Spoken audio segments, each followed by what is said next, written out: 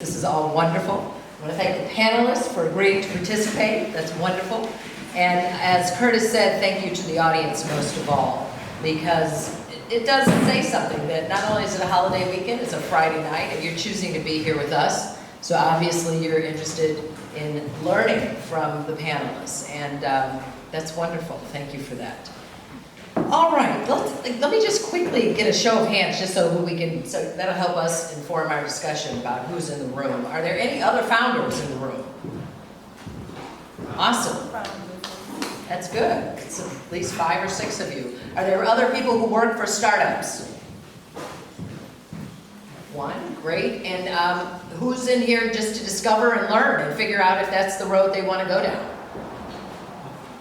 The rest of it. Wonderful. Good. Then we're all in the right place, so that's a good thing. I'm going to ask each of the panelists to introduce themselves and their organization and tell us a little bit about what they do. Let's begin with you. I'm James Norman, originally from Detroit, Michigan, moved out here like 7 years ago. And I run a company called Pilotly. Pilotly is a consumer insights platform that helps content creators understand their audience so they can improve their outcomes. So we do stuff like test TV shows for NBC, test Snapchat stories for Snapchat, stuff like that, and like make sure the content fits the audience they're putting it out to. I've been, I guess, out here since 2012, building like different technologies. So that's kind of my background. Hi, I'm David Derryck, company is Social Impact Ventures. My background is from banking, then turning to operating side. So at Social Impact Ventures, we work with different organizations, all mission-driven, and provide hands-on operation services. So we help them to grow their business, turn it around, or to scale it. Mix of manufacturing, distribution, some technology as well.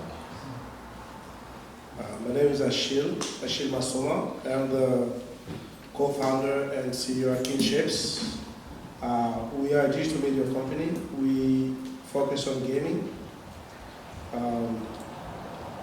We do virtual reality, but also mobile games. Actually, we've been to the Afro Comic Con twice, so yeah. We are in Berkeley, but we also have a educational component to what we do. We have a center, and we have free workshop for Black and Brown youth who are interested in technology. You know, mostly it's kind of an introduction to demystify technology for them. So we are a content creator within that space, and the focus is to create positive, stories and imagery, right? Telling stories inspired by the Black experience. Well, thank you. I'd like you all to fill out your stories a little bit. Let's backfill them. And I would like to hear about your journey that got you here. And I also know that I think, how many, are you all for-profit or are some of you non-profit? For-profit. For-profit? I mean, we are what you call a social enterprise. Right. So we are for LLC. But we are, the educational part of our business is free. Okay. We provide it as, a gift to the community. Which is a little bit of a movement that has happened now with social justice organizations also being for-profit. But in terms of your backfilling, I'd like to understand your thinking that went on at that juncture, where you decided to be for-profit or non-profit, but also just to hear about your journey that got you to where you are. Let's start in the middle this time. How about let's start with you, David? Sure. So my backstory probably began originally from New York and had been working in private equity. So this was an opportunity for me to see what the investment side of the world looked like in terms of investing in different companies. But for me, one of the pivotal points was actually starting to think about management teams and who was actually driving real value. Is it the investor side, which provides capital to make things happen, or is it really the people who are on the management teams who are doing the day-to-day work? And so I quickly found that I was like, my actual interest was being on the other side of the table, the kind of roll up your sleeves and get things done side of things. So quick job change. I worked with insurance companies. So if ever you bought a airline ticket and it looks in and asks you, do you want to buy travel insurance? So I worked for a company called Travel Guard, which is the provider of that. So the entrepreneur there, we worked on a project where he was actually funding a nonprofit organization, and said to me that the thing we need to do here is we've got to create a business model that's actually going to be sustainable. And so for me, it was the first time really thinking about how does business and how do nonprofits or how does social impact start intersecting. And so from that, it led me out here to California. I've been out here about 14 years and took a job with a group called Juma Ventures. So if you ever go to a stadium and you see youth who are selling ice cream and coffee, so I took the role there to expand them from San Francisco to Oakland and other places around the U.S. So the next thing was what do I do next? It was, we had grown the business, and I decided at that point, I'd seen lots of different organizations that needed operational help, that needed to be able to launch their business or to scale it. And so basically the last 10 years I've been working with different organizations. So most of them have been nonprofits, although I'm a for-profit business. Most of them have been nonprofits or mission-driven to really look and figure out how can we create impact, look at people who have had barriers to employment, at-risk youth, and essentially looking at what are the different ways we can apply business sort of philosophies or business application to the nonprofit space or to mission-driven businesses with really a personal goal of trying to either create jobs or to create opportunities for people that look like me. And so so that's sort of my journey as to where I've gotten to, and continue to work with different organizations and starting to now look at ways in which we can add sort of what I call an accelerator program, working with small, typically solo entrepreneurs at this point, and helping them to really think about how can they grow their business, what are the structures they need to put into place, and helping them to create the strategy and also to now to access capital capital to help them build out their business. So that's sort of my journey to getting here today. Achille? So I was born in Cameroon. I don't know how many of you know about Cameroon. Okay, so it's a Central African country, and my dad had to go to France to continue studies, so we moved to France when I was about 6 years old. And I stayed there until I graduated with a degree in politics and ethics. Went back to Cameroon, couldn't really work because, I mean, I knew how to talk, but I couldn't do anything. And I was interested in learning about economics, and also I wanted to speak English. I did not speak English then. So I went to South Africa. In Johannesburg, I was there for 6 months, didn't really like it. It was too raw, very violent, I was just... So my grandfather said, why don't you try the United States, So I came here, I had some friends, came to visit, I liked it, and I stayed. So one day I was going to the farmer's market, and I saw some guy selling shea butter. And I'm like, okay, and it has all these good qualities. And I was thinking, if you just package it differently, right? And maybe put some essential oil, so that's the first idea for a business. So I went and created a skincare product and business. We got into whole food, but it was not a good time, because in a perfect storm. The economic crisis in 2007, 2008 was happening, and I was getting my shea butter from Ivory Coast, and Ivory Coast then got into a civil war. So I had ordered about $50,000 of shea butter that I never, just stayed there, and I couldn't go get it because there was a civil war in Ivory Coast, and the crisis was happening here. And the line of credit got shut down, and it was a really bad time. So I decided to go back to school. So I went to business school, got an MBA, And when I was doing my MBA, the professor I was working with was working on the impact. What kind of impact can business, positive impact, right? Business can have on society. The relationship between business, government, and society. And so I wrote a paper or thesis on how social entrepreneurship can alleviate poverty in Africa. Or how you can use social entrepreneurship to alleviate poverty in Africa. So, and once I finished that, he dared me to come up with a business plan. Actually like a real thing that we can use to impact people on the ground. So I came up with a business plan. It was like an idea of a marketplace. So after that I got a job. I went to work in Africa for about 3 years, doing that, working in rural areas, working with people to find opportunities, to build businesses, to become financially independent. And then I came back here in 2015 with the idea of starting a social entrepreneurship center for Black and minorities. But then a friend of mine who was in the gaming space, my background is not in technology, my background is purely in business.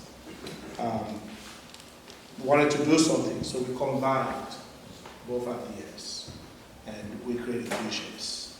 And Kinshapes is three things. I mean, education, demystify technology, and try to bring more voices into that space. And a digital lab where we come up with our own ideas, our own stories, and eventually an incubator, where we can push products into the market space. So that's all we do. Thank you. And James?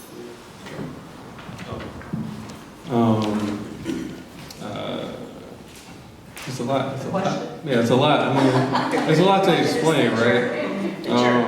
The journey's long, right? Because I was born this way. So I think I always kind of battle in my head when people ask about entrepreneurship, like, how did you get here and everything? Like, I was just born this way. So some people, I feel like they fall into an experience later in life where they've had no business experience. They see an opportunity that they feel like, now I'm in a position where I can take advantage of that. Let me jump off on my own. I mean, I started my first company probably when I was 8, like selling video game tips. Like anything I could do to transact. Like where I was from, like you're transacting. Like legally or illegally, you're transacting. And Where are you from? so I was born in Lansing, Michigan, grew up in Detroit. Okay. I mean, it's a culture that I grew up in. Like I literally was in a room with 3 other people who I grew up with, like in my neighborhood, like in Oakland. They live here like this week.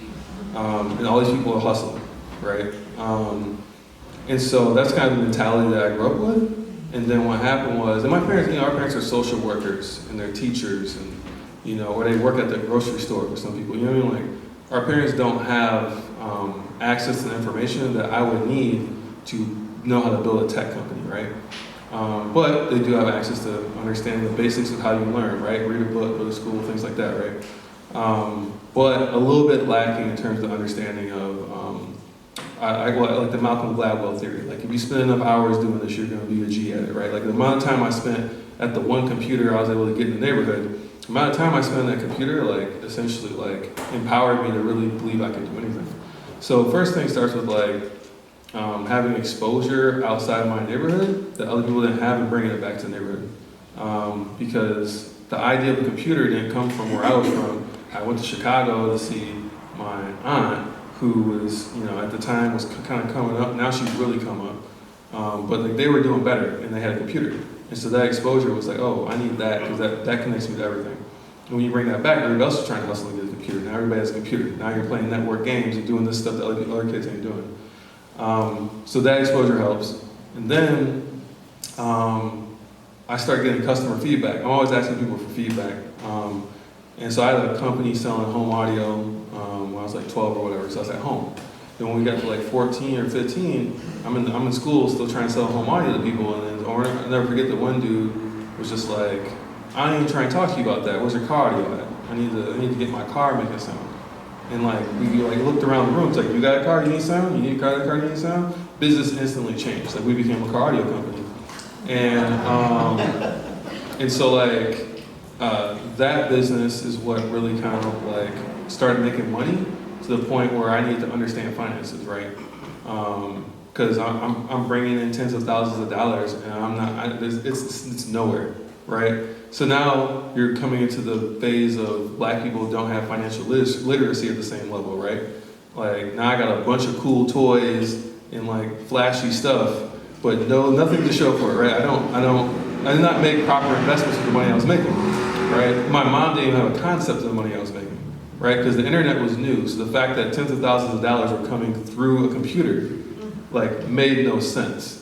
So all she knew was stuff was showing up. She's like, you ain't selling drugs, right? No, I'm on the computer, you know? So,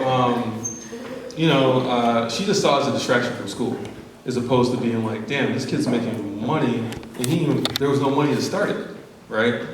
I read a book over the weekend, made a website. And so I think like that kind of got me in a position where I was like, okay, I started learning finances, so now I could go to my parents and be like, okay, well, how do I do a budget? What does Excel look like? How does this stuff work? And try and figure that out. And then came to the phase of going to college. So now you have a kid who's like already done work for GM and selling speakers to everybody in town and in other countries. And I'm thinking like, what do I need to go to college for, right? Like I already make money, right? I don't understand the concept of like how much money people make with a salary, right? I'm like, I feel like I'm the man, you know? And my mom's like, you're nobody, like go to school. So she filled out my college application and stuff. I was like, you going to school? And I was like, okay. So I did electrical engineering, and during that period of time, that business kind of started to fail a little bit because Google came out, and Google changed the way that search engines work. So I used to be able to write myself in the search engines and I might be the top of every single search list for every speaker. And that all went away. And I was studying to do electrical engineering, which is a whole another impossibility. So that business started waning. But in engineering, I learned about how to properly write. It sounds funny, but in engineering, you teach you technical writing. Now I learned how to like properly articulate my thoughts and organize them and like solve more complex problems in a methodical way. And it came around to the time, like cars stay around because you're in Detroit, and it came around to the time for like a senior project. I'm like, I want to build a car computer. And so we went down this whole path, and what happened was in that process, I was still building cars on the side for fun, and I was like, you know what, we have the dopest cars out here, like, let's just write an email to Mazda and be like, hey man, we have great Mazdas, if you give us a car, we'll build you something, right? And I literally sent an email through their website, and they sent me an email back saying, all right, show us what you have, here's what we're looking for. And so I took that technical writing and electrical engineering, and I was like, all right, this is what we're gonna build for it, this is how it's gonna look, this is what it's gonna do for you, this is where it's gonna show up. I sent them like a 40-page proposal. And not even knowing at the time, the typical proposal they receive is about 2 pages. So like, this thing is like fully detailed out, what's gonna happen, budgets, like partners, everything. And back comes a car. So now I have a free car.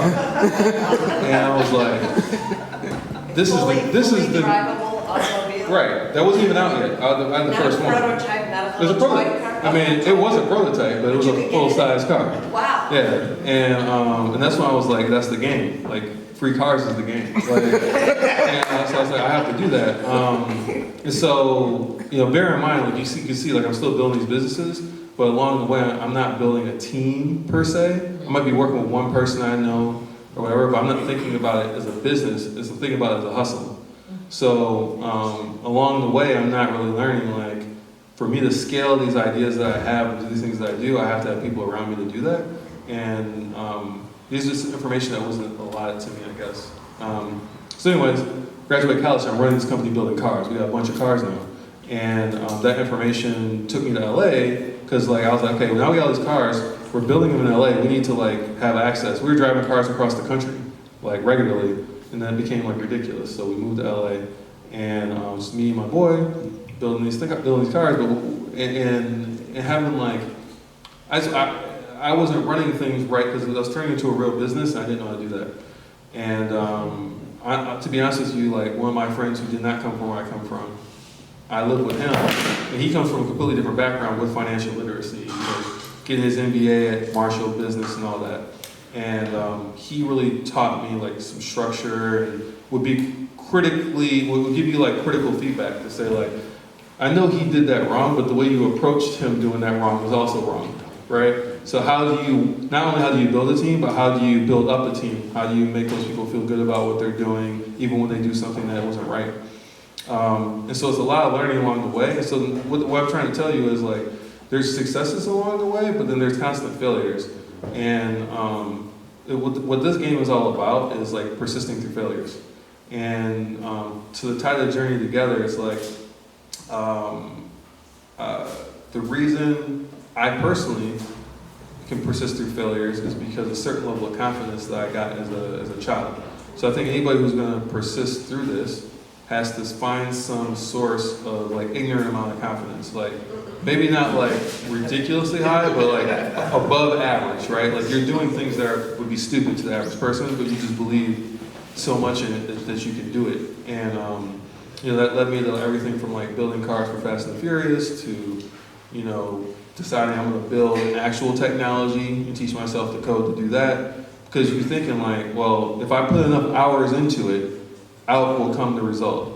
And that's not always true, but if you at least apply yourself that way, 50% of the time you'll hit something out the park. And I would say that coming here was an even larger amount of exposure where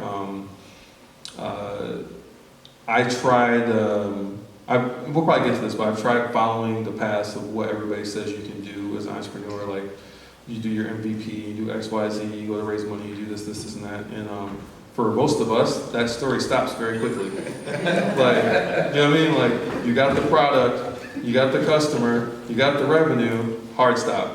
Like the money don't come in, right? Like you have to have like an immense amount. Well, it doesn't even matter how many connections you have. It doesn't even matter. Like it's a matter of chance for people of color to really get the type of funding that they deserve based on their work.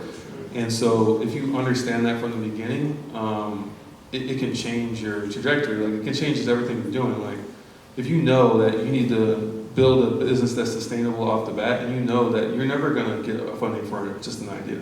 I mean, it sounds crazy, it sounds bad, but let's just be real about it. It doesn't happen until maybe there's someone like us who's made a little bit of money and was willing to reinvest in us, because that person, it's like game recognized game. It's not exactly biased, but it's like, I mean, it's biased, but it's not intentional. It's like, when I meet you guys, I'm like, I can just look at this guy and be like, oh, this guy's cool. You know, what do you do? Blah, blah, blah. Oh, okay, I like what you're doing. That's cool. The same conversation is not happening when you walk up to someone that, you know, is from traditional Silicon Valley. And so I think that's the last part of my journey that I've been fighting. I was talking to Wesley about this, you know. I've been giving a lot of my energy into trying to do something that is not a path that was drawn for someone like me. And it doesn't matter how many connections I had from like literally the dude who inspired me to build actual technology and build a real tech company. I was there when he started Dropbox. You know what I mean? I was there when they got 50 million users. I was there when they IPO'd. I've seen the whole thing. I've had guidance from the people who started NerdWallet and, you know, people who started, you know, Andreessen Horowitz, both of them. Like, I've had the guidance from the best of the best, and none of that has led me to the same path. And so what I realized is there's other ways to do this, and we have to forge our own path. And the path will require more energy, just like it has in previous generations for previous hurdles. But when I watched all these IPOs and I'm looking at the numbers they're putting on the screen, I'm like, Slack has 400 employees. Slack makes $400 million. Slack has a company that has almost zero churn. Who's going to cancel their Slack account? It doesn't require customer service or anything. That's a high margin product. How you got 400 employees, make $400 million, and lose $150 million a year? We're not living in the same mental space. Like, I would never run a company that way. And because I would never do that, I'm not in a position to raise the money that they did. Because I'm not thinking about running a non-profitable company for some 10 years to get to another non-profitable state where I'm technically working for someone else. Like, Salesforce. Yeah, none of this shit makes sense. Like, they're living in a different mental space. And so I literally just like wholeheartedly came to that conclusion within weeks, like weeks ago, where I was like, wait, my shit works. Why am I trying to follow this path? Let me just go get this money, and then money will show up. Money will show up when it's gonna come. But before then, it requires a lot of sweat equity that other people don't have to endure. But ultimately, and it sounds crazy because when people told me that, I was like, man, that's bullshit. I need the money. Like in the end, you realize that you own this shit. You know, I can do whatever I want to do. I make the decisions. I run the company. You know, I don't have to answer to a board or anything like that. And there is both power in that, but there's also like comfort in that because ultimately you're the person who came up with the idea. And I'll always be the product visionary for that company. Like I'm always going to study, understand the customer, and do right by my company. And there could reach a point where if I had a board, someone would decide that I'm not doing right. And for me personally, I would not feel good every day going to work having to deal with that. So that's a long story about that. No. Great story. Thank you. I'm going to pick up just where you left off. It seems like you don't have a board. You don't have a board. It's me and my boy. Okay. And well, there's so much that you said there, but I would like to start with Achille and talk about the progress. And you talked a little bit about the progress, mostly about the obstacle, but that's fine. We're going to unpack it all. But talk about the progress that you have seen over the past decade in terms of Blacks in technology. And you can go down any avenue that you want. Some that James brought up were the building of a team, the maybe just resources, not necessarily financial resources, but that as well. Access to whether it's people who mentorship, I don't know. But just in your experience of what you've done, talk a little bit about the progress that you've seen over the past decade for Blacks in technology.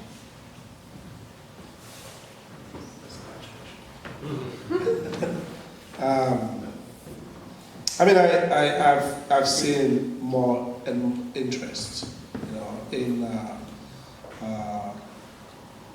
people of African descent building their own infrastructure, not just, you know. I interact a lot with the African community here, you know, and most of them are engineers. And they take really proud, you know, be working for such companies and stuff like that. I don't see a lot of innovation coming from, you know, that part of the nation. But since we started, so we went to Afro-Comic-Con the first time in 2016, and we sampled our game there. And kids, you know, just, I mean, it was crazy.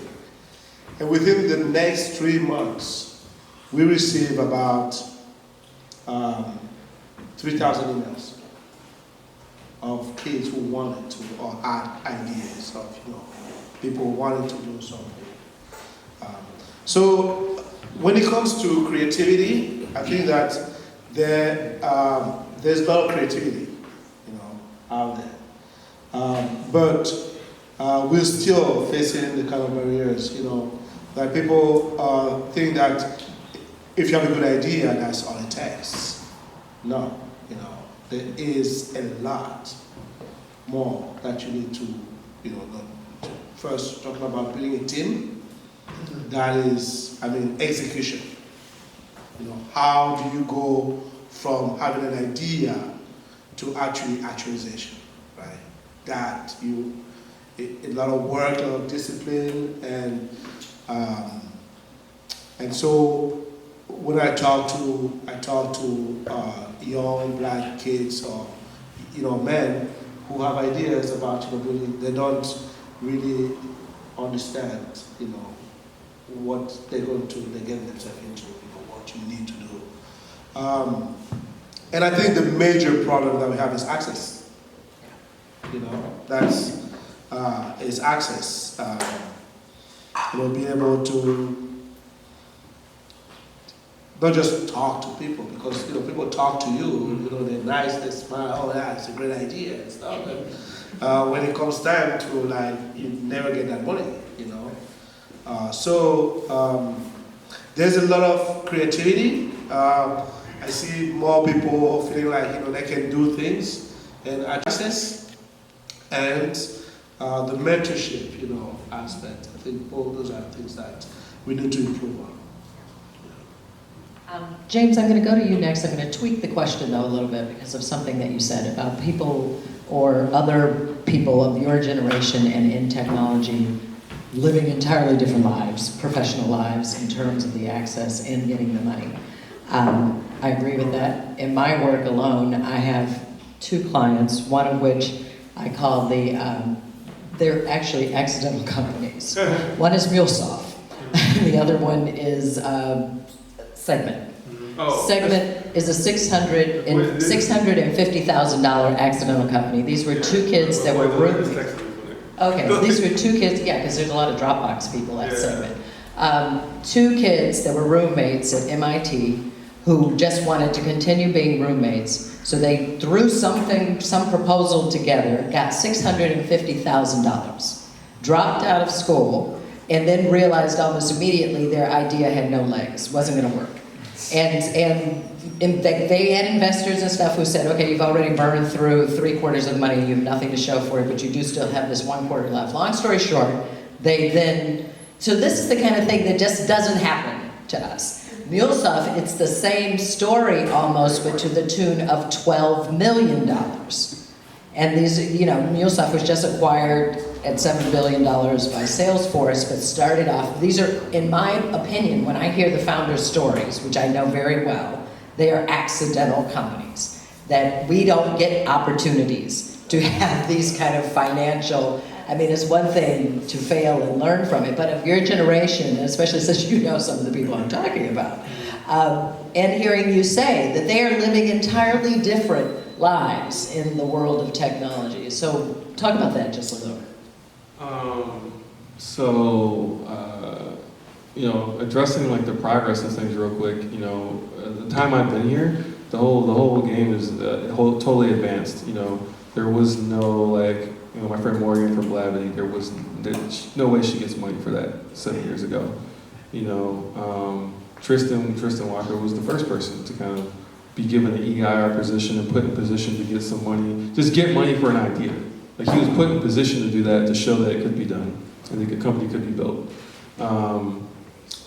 People. So that all that started when I got here. So I've seen a lot of progress. Like now, I can go in a room somewhere where there's 200 Black people who are either working at tech companies at a very high level or running their own companies, and that didn't exist 10 years ago. So it's growing slowly as people foster it. So Andreessen Horowitz fosters that. People like Marlon Nichols and Charles Hudson. Down in LA, you got Charles King. These people are trying to put in a little work and put some money in people's pockets to make some gain. So that's all good, but it only goes so far, right? It only reaches so far, and like I said, they're living in different lanes mentally. And so I think in Marlon and Charles, they're not running a fund that is targeting Black people, right? They're running a fund that targets making money, which is fine. But that's 2 different lanes. So if you want to really help advance people of color, you got to think about what are they going to come to the table with, right? Because then you have to think about what problem is venture capital backable, right? And what does the exit look like? What returns do I want? And I think that Black people come to the table with a lot of problems that become hard to present to people that have never seen anything of the likes of it. So it becomes hard to convince them of a story that they can't relate to. And it's all about the story. It doesn't really matter what your product does or anything. It's literally about the story and how fast they think it's growing, who else is going to get involved. And so we think about things differently. And so I think it just puts us in a position where they're like, I don't know if that's venture backable. I don't know if that's big enough. I'd like to see more traction. That's what you're going to keep hearing in a lot of cases. And so what I'm trying to say is I personally think that to move things forward, there needs to be someone who does want to invest in these types of companies, founded by different kinds of people with different ideas, who is willing to take a different bet than the way normal VCs work. Normal VCs are taking all these moonshots and looking for 1 or 2 to fall, and that's going to cover their 4x total fund multiple. because this person's going to do 100x, this person's going to do 50, and this person's going to 10 of these going to fail, and the other ones is nothing, right? I don't think that model works for us because, to be honest with you, like there's only a handful of people in general who have unicorn companies, and so most of those people are white. How many of those people are going to be black? One. So like, if you're going to invest in a bunch of people of color, like let's invest in companies who are going to make good exits, right? $40 million, $20 million is decent. Maybe not super venture backable, but like if you're going to exit for $40 million or more, between that and like 250 million, like that's real money. That's real money for the investor. That's real money for you that you can then go reinvest into the community. Like I think the model has to be shifted a little bit, and I feel like 500 Startups has that model, and that's why I was able to get in that program, because even if they didn't believe that I have a $1 billion company, it was almost factually so that this company could be, that this company could be sold for $50 million in one day, right? So like, okay, if it's at least that. If that's gonna be like our worst case scenario, because we don't think this guy's going out of business, let's give him a chance. And that's not a chance I could get at a YC, because a YC is doing traditional VC model. They're like, gonna do $1 billion or not. And if you don't do $1 billion, don't call me, right? Like a couple people in each class is gonna make hits, and then whoever doesn't make a hit, it's like, cool man, get in the program again. Otherwise, I don't know what to do for you. So that's that. But then like from the mentality standpoint further, like I really discovered this recently talking to a partner of my company. So we have a supplier that we use as part of our technology stack. They help provide some of our audience that takes the studies on the platform. And so we work very closely with them to like make it as fast as possible to get people to watch content, give feedback. And so I sat down with him. He had raised way more money than me, right? And he's one piece of my platform. So I'm like, okay, how does this guy raise his money? He's one piece. People tell me my business is small. You know what I'm saying? I was like, okay, let me talk to him. How you do this? Well, he's like, man, it's kind of a fluke thing. My friends and family round was $1 million. So you hear that all the time.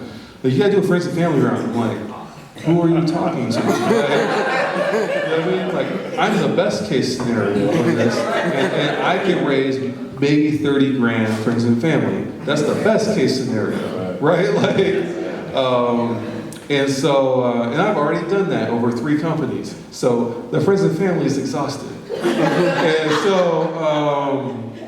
And so he's like, yeah, man, well, we did the $1 million, and then I showed them we were getting traction for like 6 months, and then I really just positioned them like, hey, this is where it's gonna go. So they got me to $2 million. I was like, all right, look, man, I need some intros from you. Like, I need to connect, right? So you have to tell a story about something that's way out of bounds, way bigger than that. And when you tell that story, just know that you have to bring the energy to the table. That you can't. It's, you know what I'm saying? It's weird saying that because you can't just control that a lot of times. Maybe a few people can do that. Like super good salesmen maybe can be super charismatic and turn energy on. But by far and few, like if you're a technical founder, that just comes like naturally. So you have to go do something to put your energy in the right place. Like I produce music, so now if I'm gonna go pitch a bunch of investors, I'm gonna go to the studio all day, did not do any work, and then I'm gonna go pitch these investors. I'm gonna be excited, no matter what I'm saying. And if that's what I gotta do, that's what I gotta do. But I gotta to get to that state of energy that this person's delivering from like this purely capitalistic mind state. I gotta go do something else to capture that, because the money is not what brings that to me. It's the having a team of all people of color, and be able to see the end game of being like, no one funded this shit, we got all the money, and now we're investing all the companies. Like that motivates the whole team. The whole team's like envisioning the time where it's like, Cover a Fast company, these guys got money, invested in all these companies, and then just 10 times up by investing in companies, you know what I mean? But that's what's motivating me, not the end game like that. Yeah. Fascinating. David, how do you see progress with Blacks in technology over the past decade? Oh, you have a microphone. Okay. I would second most of what I've heard on both of these, but I think what I would add is that I think we also need to take a look and think about what is the paradigm we do want to live in. So I think the same thing in terms of a quick stat is this: 2% of SBA money went to Black entrepreneurs. VC even less. So I think there's something we have to really think about in the sense of, is the progress that we want going to be driven by the VC community? And I would say it's not going to happen. And so I think the progress that we have is that there's opportunities for the changing way in which we raise funds. So I think the sort of the advent of crowdfunding, the increase of other ways in which there's a more, sort of egalitarian or collective kind of approach to fundraising that has happened again in sort of the mainstream when you think of Kickstarter and others who have moved from not only project-based but also now into equity and all kinds of revenue sharing debt types of instruments. So I think there's progress in the infrastructure and the opportunities and the ways in which we can actually access capital, but we still need to really think a little bit about where does it make sense to put our energy. So I think, James, you're right on point when you say, you go to VCs and you say, okay, I've got this great idea, these components, but the simple fact is people are investing in folks that they have either just a genuine recognition of. So I see people on the street. If you're brown and black, I tend to be like, hello. And most people say the same thing back. When you go in, I think, to other types of scenarios, it's a lot about, well, who are you? What have you done? What do you look like? Who do you know? And I think even if you are connected and can make those introductions happen, there is some sort of a stone wall that comes up. I think it's well excused for a variety of reasons. Your business model, your this, your that. So I would actually challenge all of us in this room to take a look and say, and I think the progress in technology is really around the fact that technology is becoming easier and easier to deploy. So I think if you look 10 years ago, you still needed to raise a lot of money. There weren't cloud services out there. So you were still talking about, okay, I have to buy the infrastructure, I have to rent the infrastructure, I have to spend a lot more money up front. I think if we really look today, the opportunity for us is to take technology tools. I'm not a technical person, so I'm more on the business side.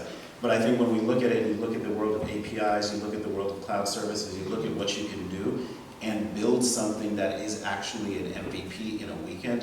Go to a hackathon and you can see real products coming out of it.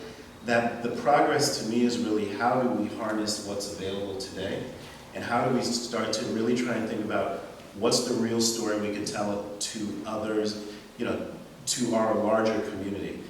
Even if it is a moment of, like the $30,000 raise from the friends and family, $30,000, most businesses are still starting with under $10,000, right? So we have to, I think, also just think a little bit more and address the hype of being in the Bay Area, where we hear VC money all day long. You hear like they raised $1 million, they raised $100 million.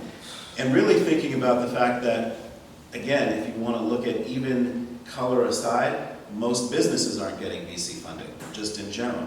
So I tend to take a little bit more of a pragmatic look these days in trying to think about, yes, the story is different. Yes, there is a lot more hustle, I think, just in general of being black, brown, and growing up in the United States. You have to figure out ways to make ends meet. You figure out things that you do.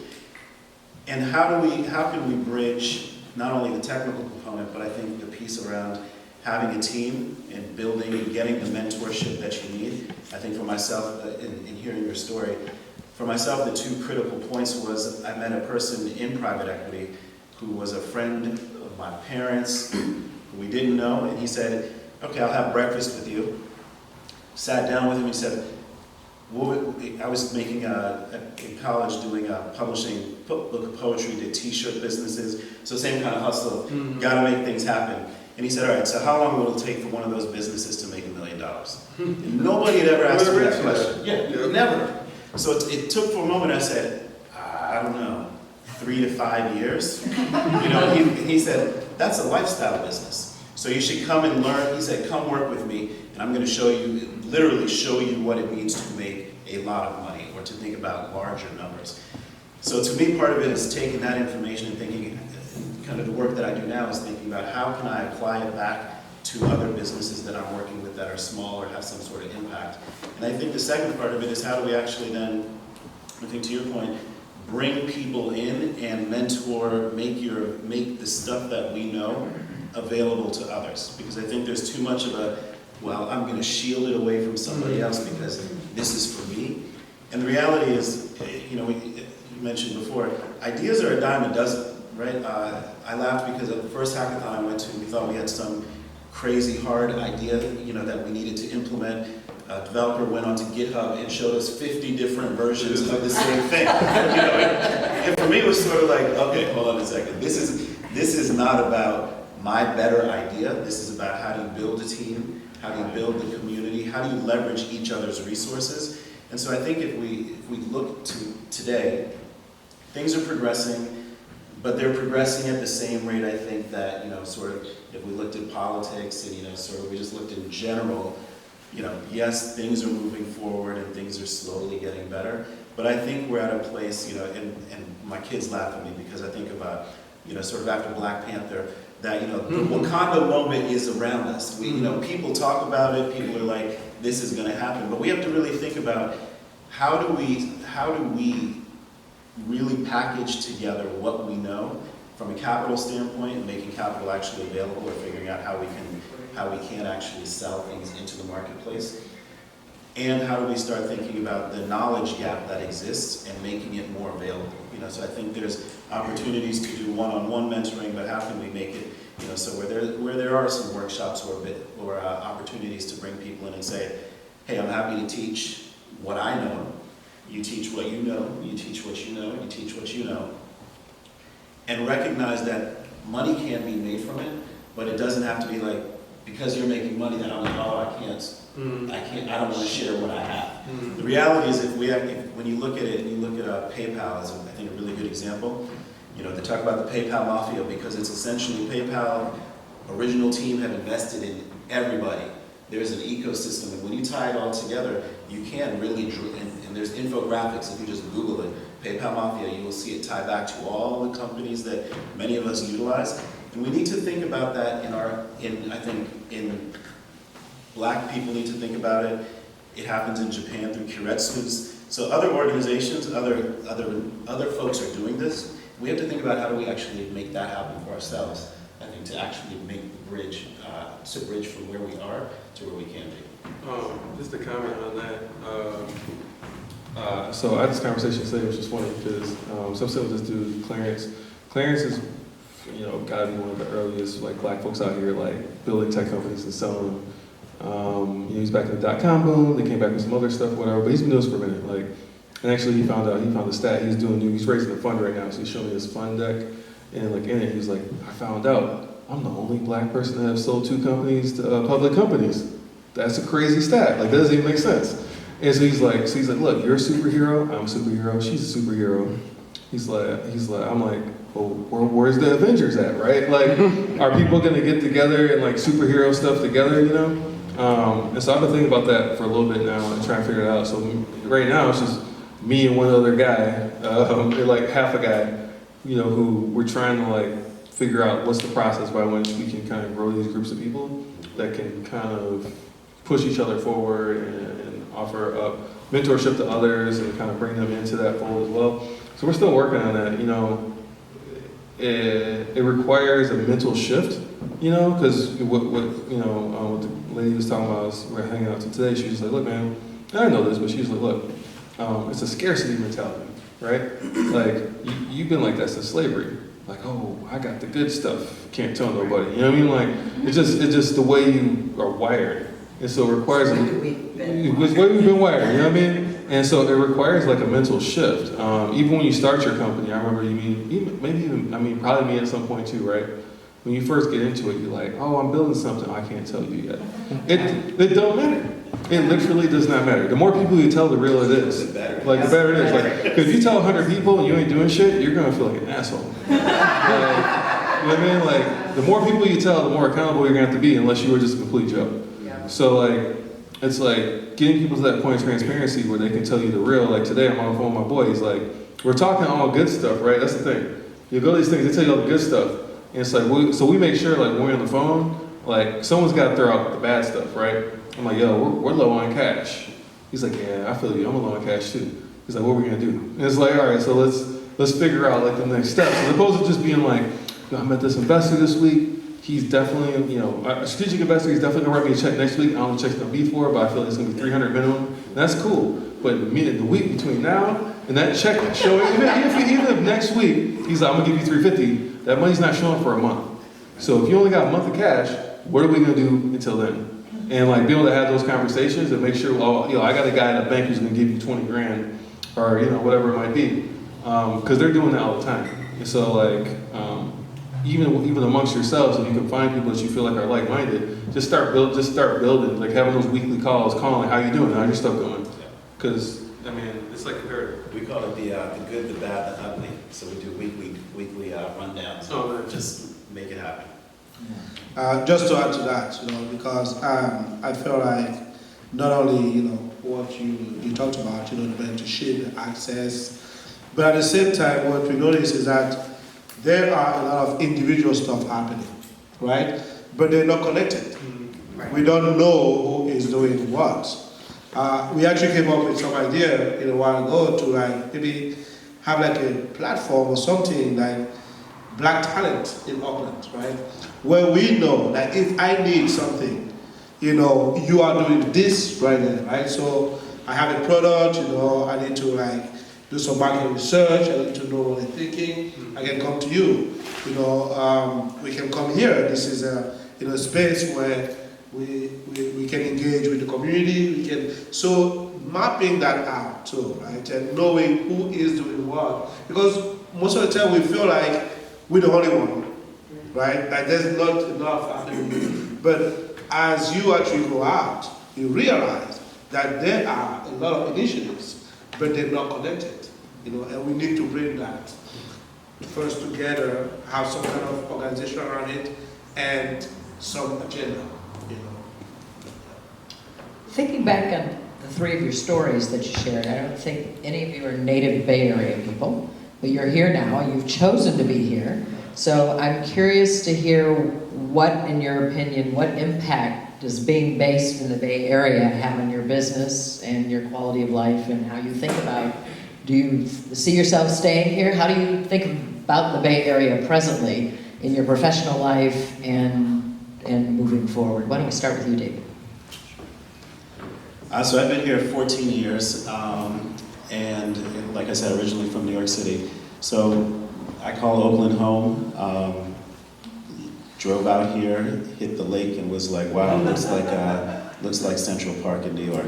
So that for me was a pretty easy thing to just kind of fall in love with the city. I think from a business standpoint, what has been really interesting is that two things that the Bay Area drives. One has been around social impact. So I think it really takes a lead in the U.S. perspective in terms of progressive-minded people, obviously progressive-minded state, but that it does actualize itself, I think, in terms of businesses that I've been involved with. I think and clearly from a technology standpoint, if we're driving towards a place where sort of all businesses at some point are considering themselves a technology business because there's some sort of technology enablement to it, I think that the Bay Area is a great place to be from that standpoint. The level, I think, of innovation, things that you're seeing is exciting, and just being in Oakland in the last couple of years, I think is it's the ups and downs. So I think it's the gentrification because companies are coming in. So it's raising, quote, the quality of life in terms of just infrastructure, so roads and things like that. But at the same time, I think it's a difficult time to also be able to hold on to what makes Oakland Oakland. And so just being mindful of that component. The other thing I would just say from a founder and startup component is that it is still, I think, very easy to, it's an easy place to do business. I think the challenges I think that we put in terms of raising capital, but we've talked about. But I think the one thing that's very interesting is that people look at Oakland as sort of a new mecca of technology, ideas, culture, and so regardless of your business or what you are trying to do with it, I think it's an exciting place to be because there's lots of opportunity. I was at a conference last week and they talked about the fact that California is 15 million businesses, just simply, and when you just look at the size of the population, regardless if you're in consumer, if you're in consumer goods, if you're a lender, distribution, whatever that size is, this is a huge market. You know, and when you start thinking about, can I get from just here down to LA, San Diego, we haven't even left the state. You know, I look at it from, coming from the East Coast, I compare it from New York, that's going from New York to North Carolina. I have to go through DC, Maryland, Pennsylvania, New Jersey, and those are each different state laws, right? So when you start talking about how do I navigate, do I have to have licenses in all of those different places because I'm doing business, my tax components into those things. So being in the Bay, in California, I think is actually a huge advantage for being an entrepreneur, a huge advantage for being, for starting up a business. Achille. I totally agree that, you know, we have, it's a unique ecosystem. So from a business standpoint, right, it's really, I could not start this business in France or even Cameroon, you know, don't even think about it, because, you know, I couldn't find an engineer, and, you don't have the supporting infrastructure around you, you don't have the culture, the mentality. But personally, also, you know, I have a family here. You know, my daughter was born here, so my partner, she's from the Bay Area, so I'm attached to. So, but in terms of my work, I have this. I really always try to bridge, right, back to Africa. You know, I always build business ideas that I feel like can allow that conversation between the diaspora, you know, and, you know, the best place to be, because I can, you know, actually act on the ideas that I have. Definitely like echo a lot of that. To me, coming from Detroit to here, this is just like West Detroit to me. So like it was like nothing coming here. There's lots of people from Detroit and Michigan out here, so it feels like very much at home. So there's that aspect, and there's no snow. So I'll be here forever. You know, I've lived a lot of places, and I mean, it's hard to beat Oakland. I mean, if Oakland were just a little bit warmer, it'd be impossible to beat. Yeah. Like, but beyond that. Yeah, I mean, summers in Detroit is like amazing. Summers here are not. Summers here are like, it's cool, but it's not like, yeah. So yeah, I love living here. And then like, my perspective is skewed because I'm not from here. But, you know, Detroit also has had a renaissance, right? And downtown Detroit is way sweeter than downtown Oakland. There's no comparison. But guess what? All white people own it. It literally was, when I lived there, it was 80% black. It is now probably like 5%. You're talking about a complete exodus. And so while you guys are kind of dealing with a certain level of gentrification, at the same time, like, I'm not sure gentrification is the right word for it, but like, I am gentrifying this place. And so is all my homies. And we own almost half a block in West Oakland. And like, it's like we own stuff here. And the prices are higher and there are things like that. But the reality is the stakes are higher and the opportunities higher.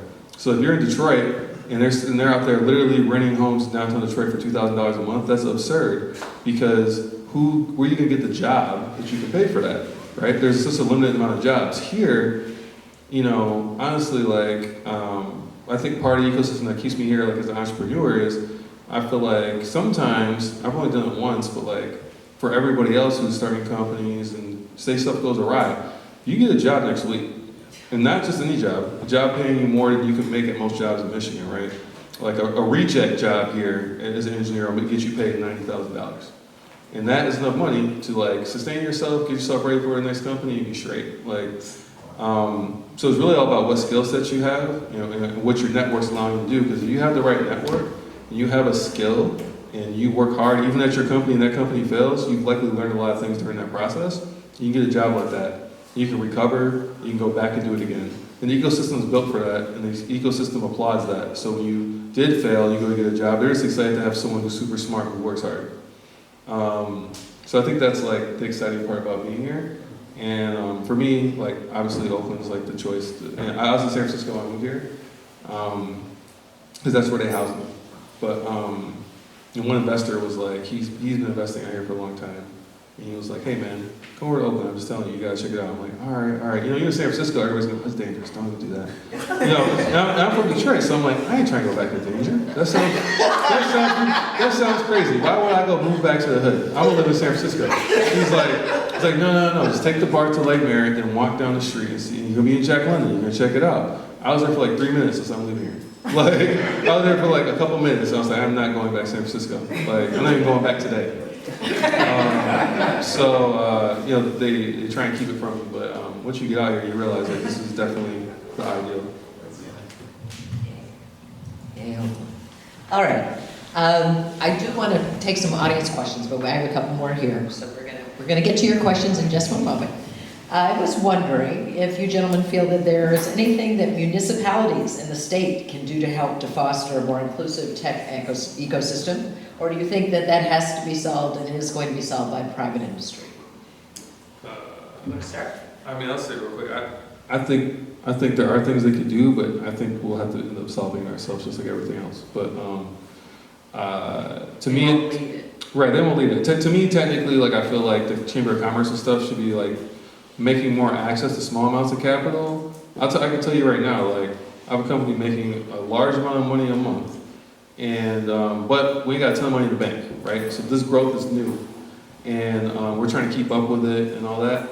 And so even with all the receivables in the world, can't get a line of credit, can't go to the bank and get a loan. Went online and got a loan because they can't see me or talk with me. It's like straight information entered, calculation, give that guy money. But like it's super challenging to get access to capital that like a corner store like could go get.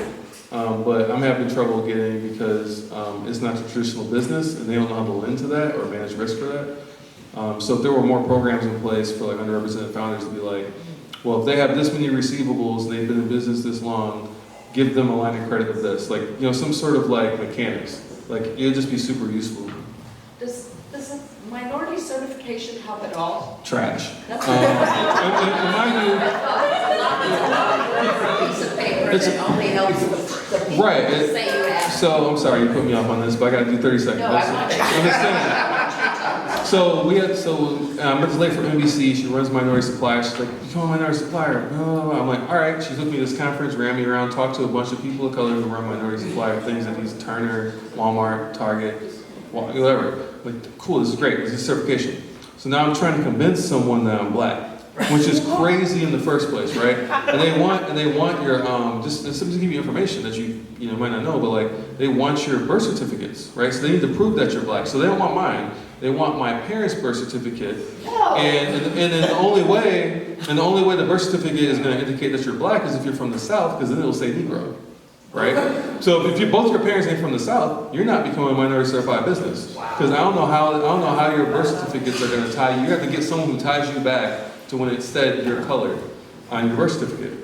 So that's your first step, right? So now you get my dad's in the basement. Luckily he's cleaning, finds the stuff, right?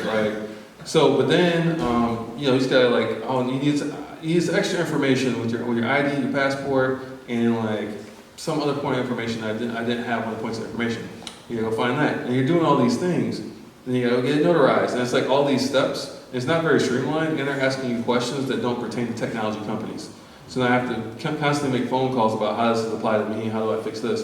This is a multi-month process. And in the end, you gotta pay them to certify that you're black. And so it's crazy. And then we go a whole year, and we literally get one meeting as a result of it. We only got that meeting because they had a contest where they said, we're going to screen the best video of the company. Whoever has the best video wins. I'm like, well, my company actually certifies what a good video is, so I'll win this. Give them the video, win, and I get a meeting at Gap. And that's the only meeting I got from that. So yeah, like... I thought. Yeah, not fair. We're back to the question about municipalities in the state. I think there actually could be some roles there if they were thinking about capital. So there are things like insurance state guarantees, so which will guarantee either investments or loans in particular. But many of these things are just unknown. So I think there's room there that actually could be beneficial to businesses. I think in general, in certain areas, education, business opportunities, that, the government has played actually historically a very negative role, right, in transferring wealth, from some group to other groups. I also think that, yes, for the history of this country, and for a nation that is, industrialized, almost like end of history, that yes, the public sector need to take a more active role, correcting certain discrepancy, just to say it that way. So, for example, yesterday in Oakland, I went to a meeting about opportunity zone. Oh yeah, let's talk about all this stuff today. It's great. Okay, so and it was a good meeting. It was a fund owned by a black lady. She's been doing this for about 35 years, and so, but the information, right, is not available to most of people, and it was just a really, were there like 20 people there, and I only knew about it because a friend of mine. And they had to call so that I can, actually be there too. Where I feel like, they need to come to this kind of forum and, talk to people about that kind of opportunity. So yeah, definitely, I think that the public sector has to play an active role, right, to have those opportunities and, and make them available to minority businesses. Just a quick note. So we were talking about this earlier today, so I don't know all the exact details around the tax implications and whatnot, but essentially the opportunity zone is like a place where you can build business and things of that nature, have a different tax situation for yourself, and maybe have extra access to additional incentives to build a business within that space.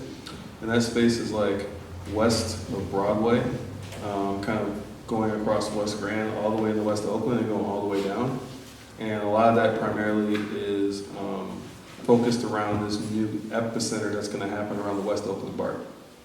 So there's going to be a lot of stuff being built there, a lot of investment going on. Like Marshawn Lynch has a small stake in it. A couple other local celebrities do too, but they're trying to get involved as much as possible so it doesn't become this mass gentrification situation. Yeah, at the meeting, I went to yesterday, because there are, I think, 30 areas in Oakland that are identified or have been picked by the government as opportunity zone, right? Yeah. This is one of them? District 6, all the way down. Oh, wow. Oh. Yeah. Anything near BART, essentially. Basically. They're expansive. I actually was one of the Yeah. participants in the Aussie Fund. Okay, the Aussie, exactly. They're huge. So the founder was there, he presented, and you have maps. You can actually go to such a website and find out, Richmond, I think California has about 850 zones that have been identified as such. But the problem is that actually it's not, they can also be acquired by private investors. You don't need to engage with the government, to get those stuff. So one of the advice was, for exactly local people of color to get together and take advantage of that, right? And buy buildings, buy lands, to keep that within the community.